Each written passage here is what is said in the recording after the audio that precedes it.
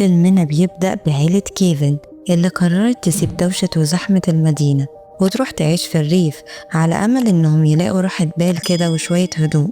العيلة كانت مكونة من كيفن، مراته فيري، ابنه ماتي، وبنته سارة. وسارة كانت حاسة إنها اتنفت في آخر الدنيا ومش طايقة الوضع الجديد خالص، أصلها متعودة تعيش وسط أصحابها وتتحرك براحتها مش على العصافير والشجر والكلام ده. وأول ما وصلوا كانت شيرمان السمسارة مستنياهم عشان تسلمهم البيت كان جاهز على الآخر، وحتى الناس اللي قبلهم سايبين كل حاجة في مكانها. فيري كانت هتمسك دموعها من الفرحة، أصلها كانت شايلة هم تفرش وتشتري كل حاجة من أول وجديد. شيرمان قالت كلمتين ومشت، عندها مشوار تاني. وكيفن دخل يساعد مراته في التوضيب، وسارة طبعا ما سابتوش، قاعدة تزن عليه إنها مش عايزة تعيش هنا وإنه السبب في إنهم سابوا المدينة، وقالت له يعني عشان حادثة بسيطة تنقلنا كده. بس الراجل كان بيحاول يهديها ويقول لها هوا نضيف، طبيعة، حياة صحية يا بنتي. وفي اللحظة دي فيري نادته وقالت له يجيب شوية حاجات من السوبر ماركت. راح، وأول ما الكاشيرة عرفت إنه ساكن في البيت اللي في أول الطريق وشها اتقلب فجأة، وقالت له أهلا وسهلا بالجار الجديد، بس شكلها كان بيقول حاجة تانية. ورجع كيفن بالعربية، وأول ما قرب من البيت لمح خيال حد واقف عند الباب. قرب يشوف، لا مفيش حد، طنش وقال يمكن بيتخيل. وتاني يوم فيري طلبت منه يجيب كهربائي علشان يشوف موضوع الانترنت، اصل العيال مش عارفين يعيشوا من غيره. وقالت له شوف لنا واحد بدل ما افرم العيال دول. وسارة وماتي نزلوا يفطروا، بس سارة كانت لابسة الوش الخشب وزعلانة عشان النت، بس الكل حاول يفهمها ان دي فرصة يقربوا من بعض كعيلة. وبعد شوية فكت وقامت تغني وقالت لمامتها تيجي نجري شوية، وفيري اللي كانت نفسها تفك برضه وافقت على طول. وبنعرف ان سارة تبقى بنت كيفن من مراته الاولى، وماتي ابن فيري من جوازة تانية، يعني العيلة مجمعة جاهزة. وفيري طلبت من كيفن يخلي ماتي معاه، فخده وقرر يتعرف على الجيران. واول بيت خبط عليه محدش رد، قال لماتي يخبط على اللي بعده. وفجأة طلعت لهم واحدة شكلها مرعب شايلة سلاح وبتقول له انت قتلت بريدي.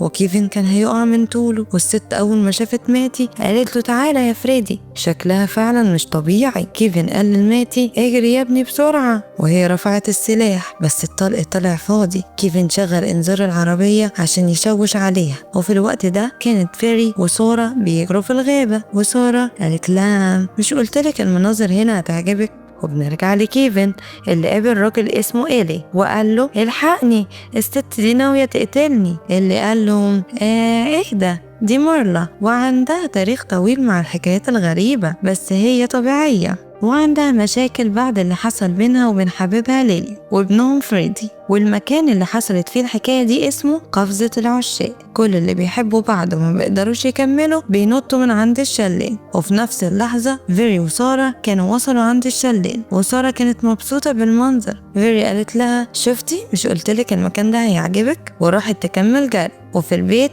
كيفن شاف سلاح متعلق على الحيطة، ولما مسكه وقعت منه رصاصة. ساعتها عارف ان السلاح شغال مش للزينة، وخاف على العيال فخباه في الدولاب. وسارة رجعت من الجري متعصبة وكان باين عليها انها مش مرتاحة. فيري سألتها مالك، طنشت ودخلت الأوضة. وكيفن كمل تنظيف في الجنينة وشاف إيلي، بس أول ما إيلي حس إنه شافه اختفى.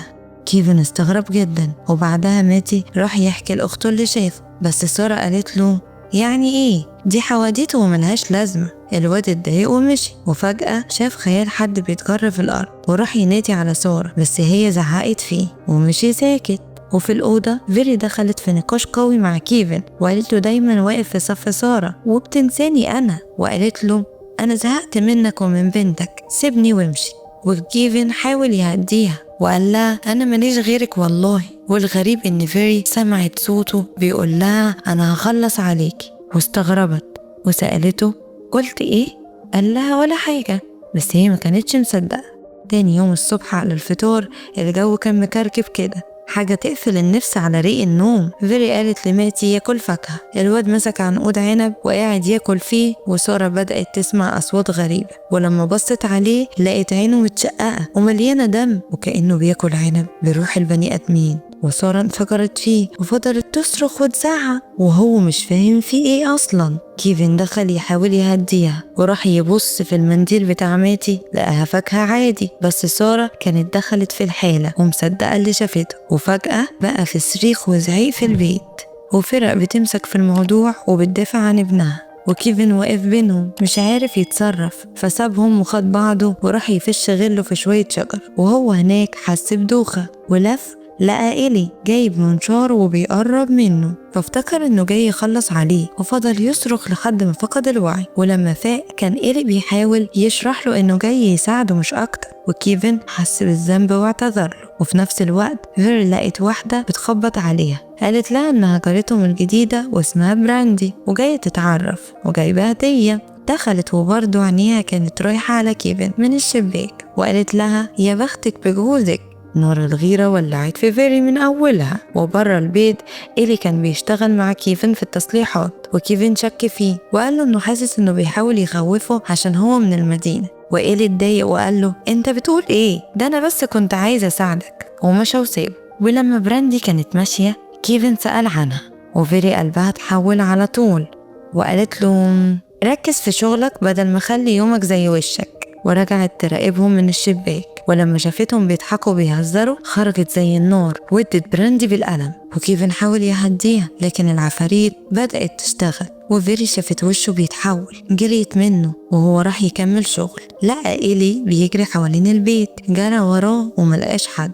وبالليل العشاء كان كئيب وكل واحد فيهم شارد، وكيفن بدأ يشوف خيالات، وسارة وميتي كمان شافوا حاجات مرعبة. التهيؤات بتزيد، وفجأة فيري دخلت وهي ماسكة سكينة وكانت ناوية تخلص على سارة، بس كيفن لحقها قبل ما تعمل مصيبة واداها دواها بالعافية، وفضلوا قاعدين جنبها لحد ما نامت. وتاني يوم كيفن بيشرب شاي وسمع صرخة، لقى براندي واقعة على رجلها، شالها وساعدها، ولما قرب منها كانت هتخطفه بضحكة وكلام ناعم. وفجأة قالت له انت اتجننت، احنا جيران وبس، وخلعته.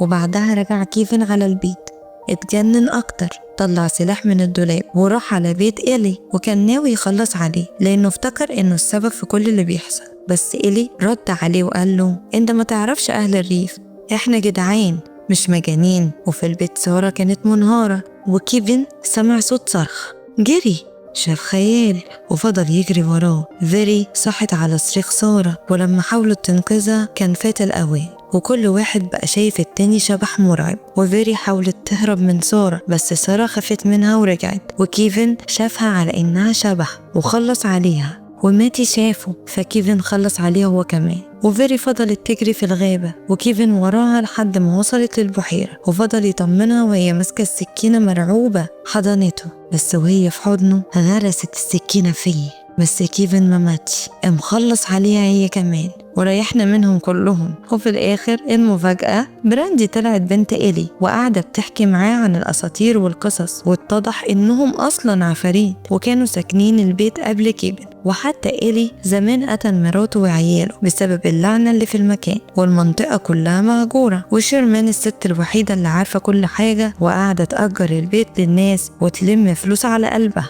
وخلص فيلمنا على كده. لو عجبك الفيلم ما تنساش تعمل اعجاب واشتراك في القناة وبص على الوصف علشان عندنا قنوات تانية.